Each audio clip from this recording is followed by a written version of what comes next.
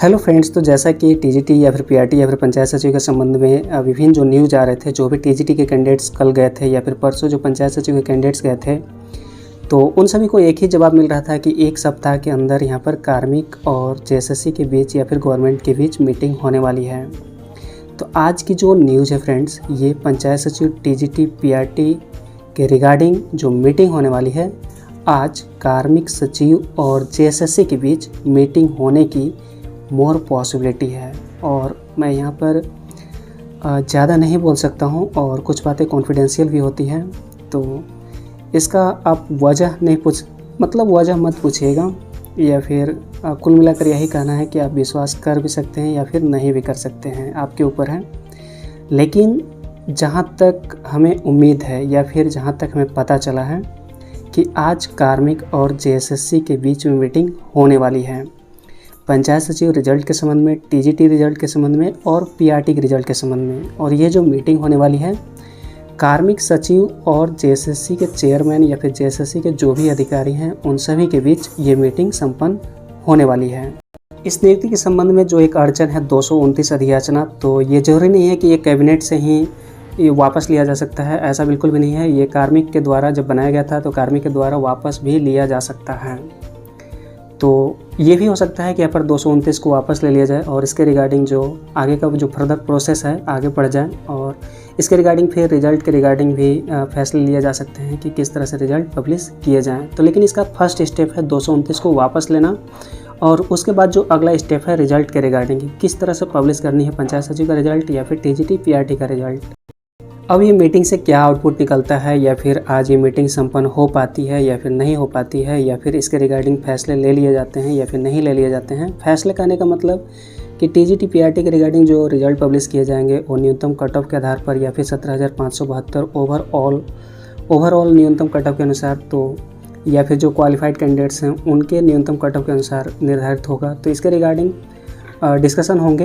और पंचायत सचिव के रिगार्डिंग बात करें तो यहाँ पर लिंक ओपन करे जाए या फिर नहीं किया जाए, स्टेट मेरिट निकाली जाए।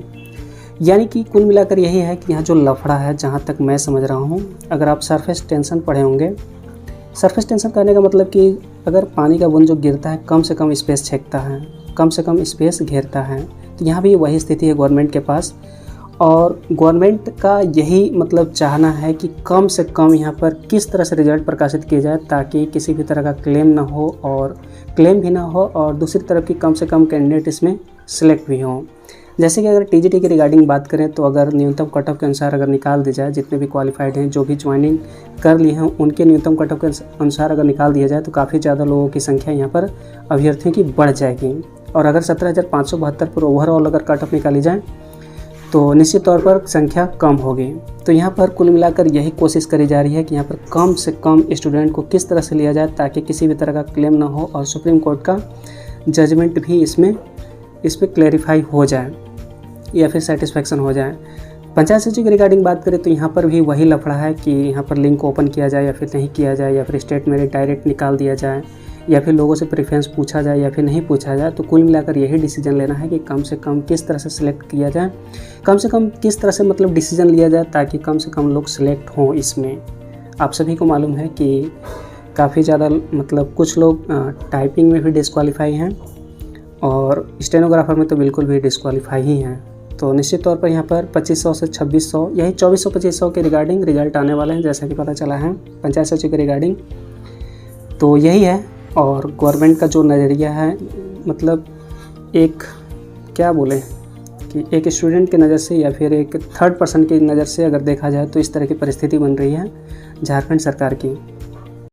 टीजीटी के रिगार्डिंग आप समझ सकते हैं कि जो वेतन है, ये जो वेतन है अभी 50,000 प्लस वाली वेतन है, यानी कि जो अभी जो वैकेंसी कराई जाएगी उसमें 50,000 प्लस वेतन मिलेंगे। लेकिन जो अब वैकेंसी कराई जा रही है 25 से 30,000 के अप्रोक्स मिलने वाली है।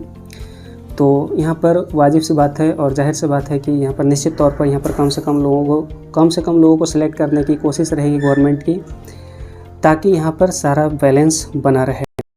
इस वीडियो को देखने के बाद ब्लेम मत करने लगिएगा कि आज कार्मिक के विभाग या फिर जेएसएससी के विभाग के जो भी हैं मीटिंग होने वाली है फिर नहीं होने वाली है, क्या आप चेयरमैन हैं या फिर क्या आप कार्मिक विभाग के सचिव हैं या फिर क्या हैं, ऐसा बिल्कुल भी नहीं है। तो यहाँ पर सीधी सी बात है, आप मान भी सकते हैं या फिर नहीं भी मान सकते हैं। कंपलसरी नहीं है, कंपलसरी या फिर मैंडेटरी नहीं है, ऑप्शनल है। क्योंकि आप समझ सकते हैं कि यहाँ पर जो कट ऑफ टाइम रखा गया है ज्वाइनिंग का टीजीटी पीआरटी या फिर पंचायत सचिव के रिगार्डिंग, कट ऑफ टाइम जो रखा गया है 15 नवंबर, यानी कि झारखंड के स्थापना दिवस के अवसर पर लोगों की ज्वाइनिंग कराई जाए। तो इसके रिगार्डिंग स्टेप तो लेने ही होंगे, और स्टेप नहीं लेंगे तो एक निश्चित समय अवधि के बाद कंटेम्प्ट ऑफ कोर्ट भी किया जा सकता है। तो इसके रिगार्डिंग झारखंड सरकार को न चाहते हुए भी स्टेप तो लेना ही पड़ेगा, क्योंकि झारखंड सरकार सुप्रीम कोर्ट से ऊपर नहीं है। एक लिमिट तक लेट किया जा सकता है, लेकिन ज़्यादा लेट नहीं किया जा सकता है।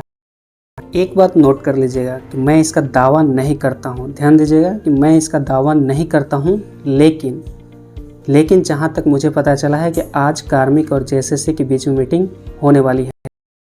ठीक है, तो मिलता है नेक्स्ट वीडियो में नेक्स्ट अपडेट के साथ। Thanks for watching and wish you all the best.